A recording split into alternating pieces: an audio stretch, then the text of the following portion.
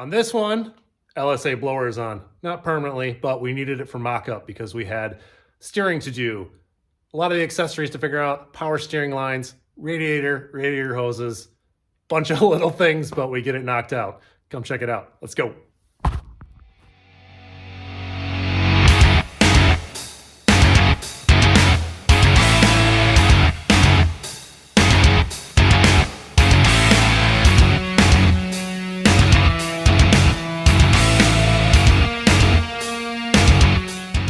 So I have to apologize. I really didn't film any of the steering setup that I got going on, but I'll show you what I've got done so far and we will work from there. All right, so for me to get my steering to work, I just wanted to set my seat in here. I got it on some wood just so I know where I would be sitting because that will determine how far in the column's got to go. Once I determine that, I just kind of lock the column in place. And then I got my U-joints. So on the CPP unit, it's a 1-inch double D end to a 3/4 double D end. And then double D shaft goes through.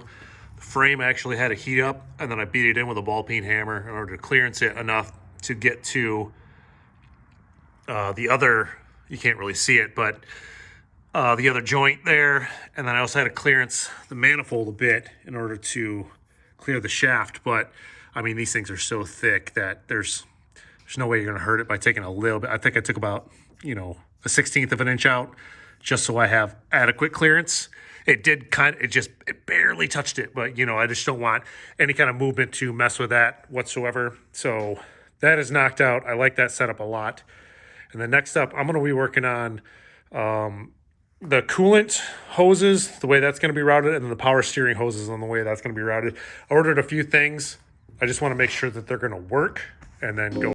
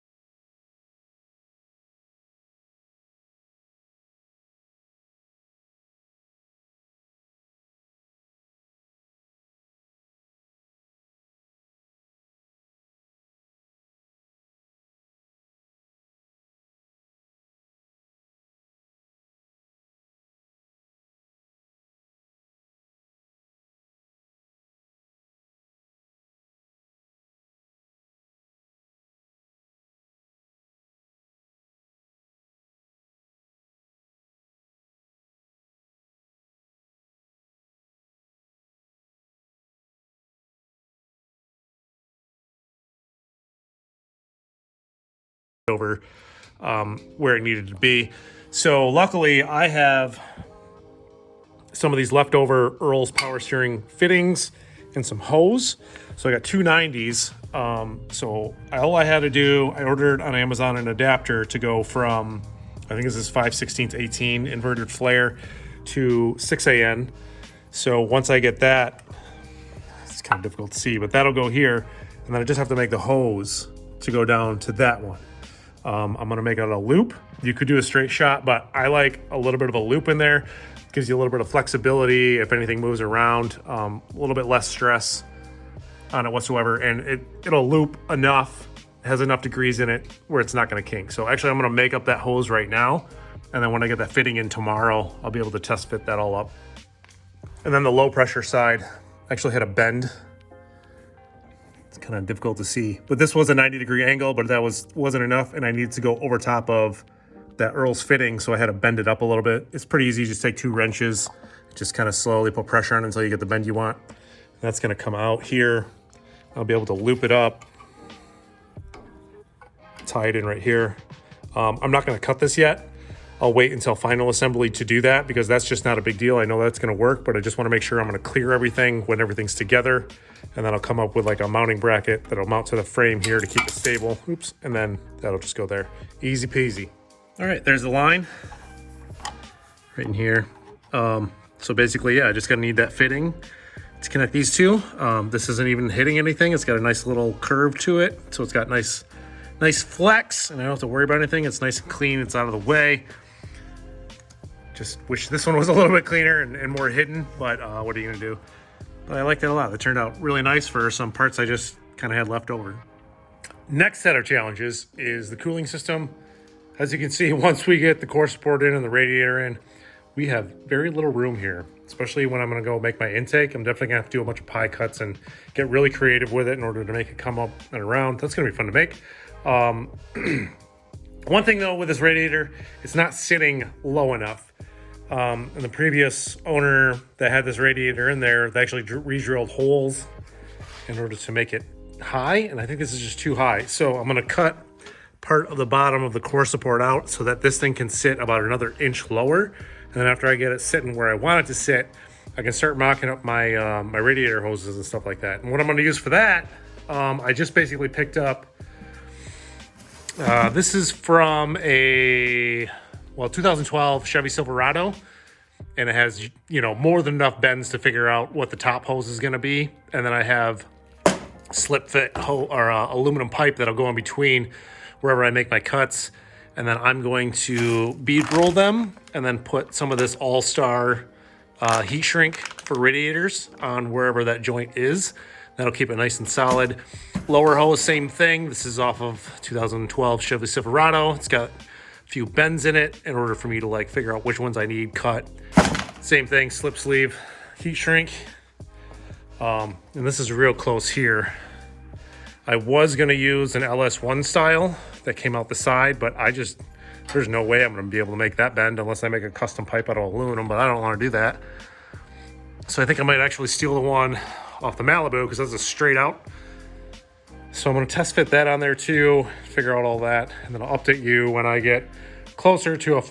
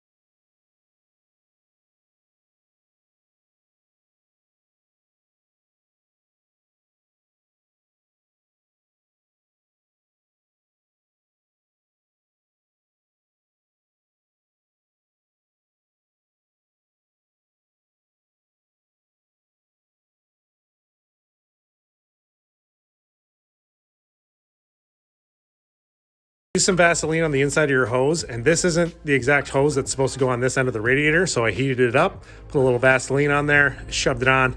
Gives me enough play in order to make sure I can move around and still come off.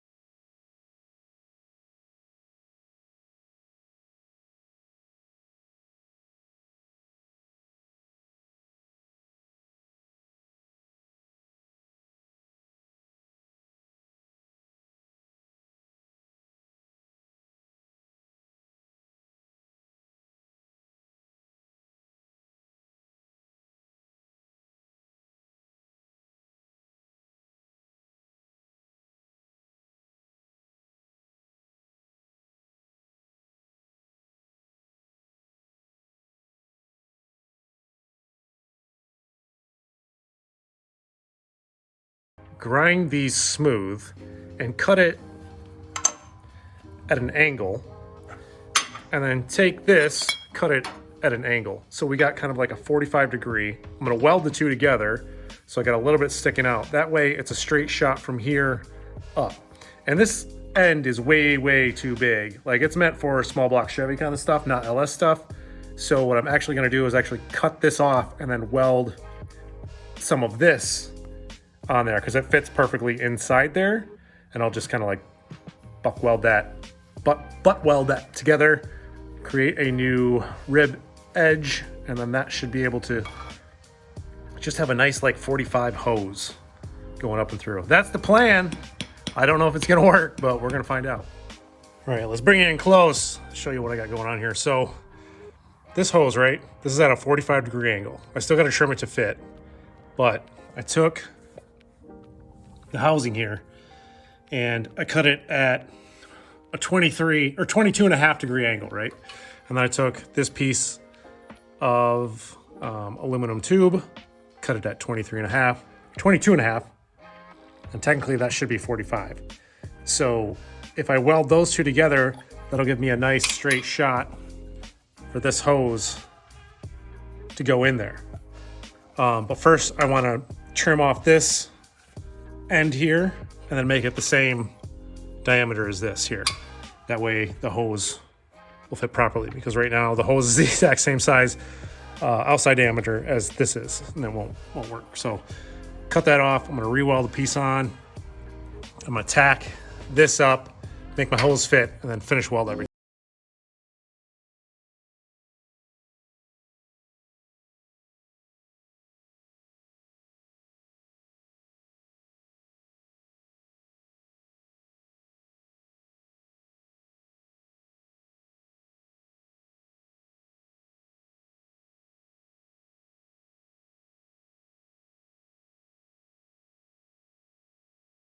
Struggle welding aluminum sometimes. I think my problem was with this is that this is so thick and this was so thin.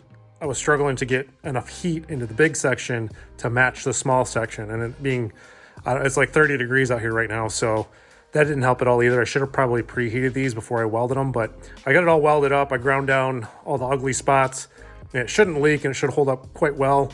I'm not worried about that. And then this actually welded really well, because it's the same, thickness. Yeah, I don't mind that at all. It's gonna work out great. So yeah, now let's throw it all together, get that hose pre-fit, and see where we end up. All right, I actually did have to section this out. It wasn't lining up like I'd liked it to. It was just too much of an angle, but I took 2 sections and again, put a aluminum sleeve in between the two. That's, it's got the bevel in it, or the bead roll, the fake bead roll that I got going on. And then again, heat shrink clamps from Gates, and that's not going anywhere. I did have to shorten it up quite a bit here too, because I have to, because this is such a short area, slip it on this way first, and then in order to slide it back down on there. But this is gonna work out great. Like, such a nice little clean setup. Really happy with that. Yeah, I like it. It's gonna work. Got a lot of little things done in this episode, and that's usually what takes the longest time, is just all the little things you got to figure out in order to make sure everything works. And I'd rather do it now while everything's nice and open and I can get to everything. That way, when it comes final assembly time, it'll just slap together and I won't have any issues. I just know everything will fit right away. Yeah, if you guys made it this far in the video, really appreciate it. Hit that subscribe button, like it. We're getting further. That's a blower. That is a blower. That is awesome. So thanks, guys. We'll see you in the next one. Bye.